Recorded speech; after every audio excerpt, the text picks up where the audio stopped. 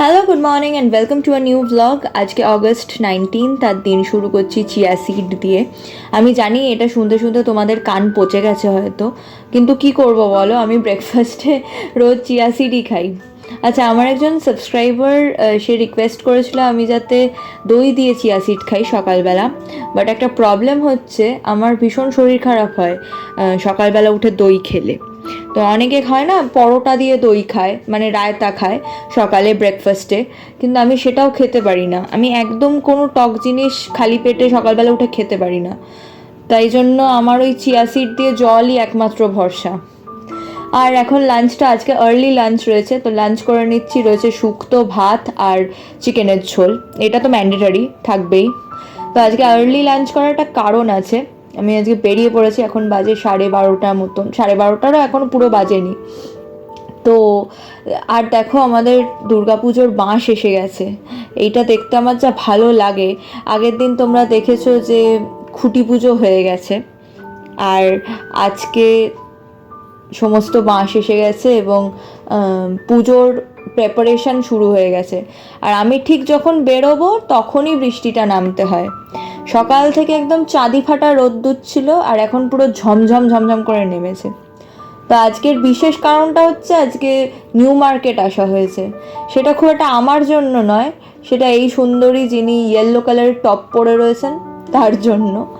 তো ওর নাম দিশা। ও বললো যে আমি পুজোর বাজার করতে যাব, তুমি কি যাবে? আমি বললাম একদম নিশ্চয়ই। আমি হয়তো কিছু কিনবো না, কারণ আমার পুরো পুজোর বাজার হয়ে গেছে, তবে নিশ্চয়ই আমি যাব।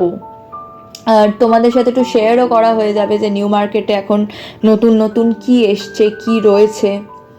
আর দেখো কি সুন্দর সুন্দর স্কার্ট, এগুলো যেগুলো দেখছো সেগুলো স্কার্ট, চেক স্কার্ট রয়েছে, ব্ল্যাক কালারের রয়েছে, আর এখানটার রিপড জিন্সও রয়েছে।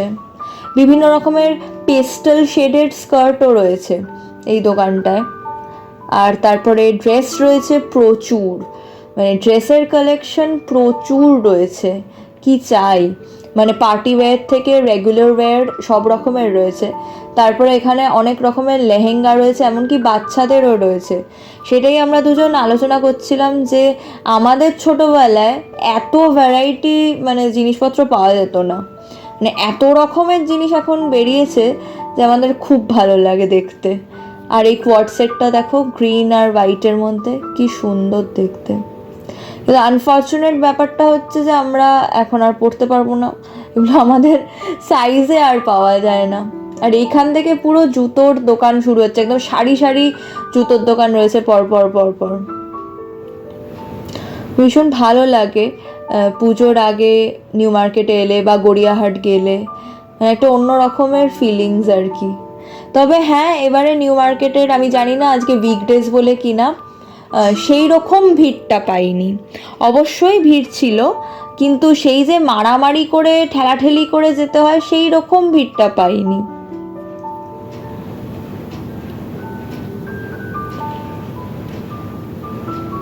আচ্ছা, ও শ্রীরাম মার্কেট যাওয়ার জন্য বলছে, চলো যাই।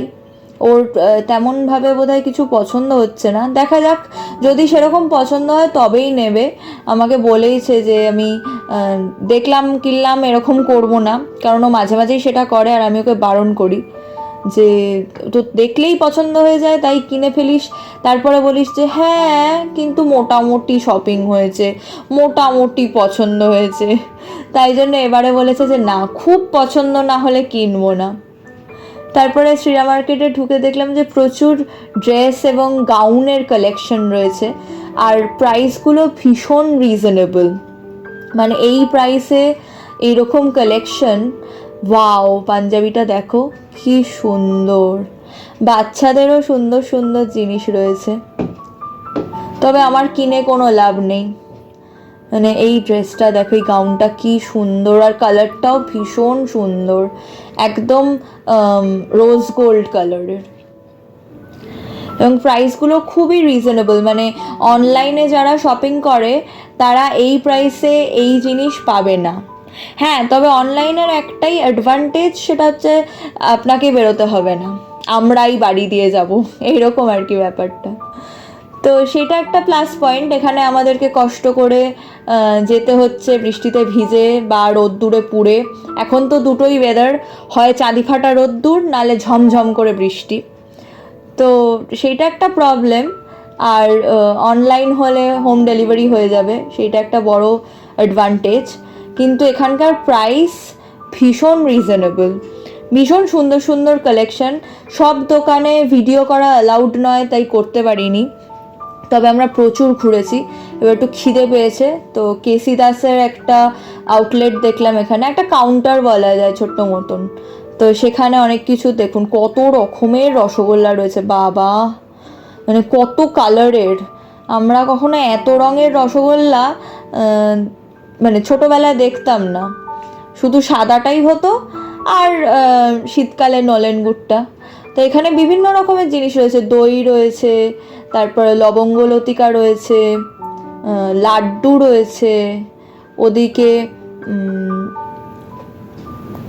কালো জাম রয়েছে, আর এই ক্যানগুলোতেও দেখলাম যে সিল করা কালো জাম রয়েছে এবং রসগোল্লাও রয়েছে।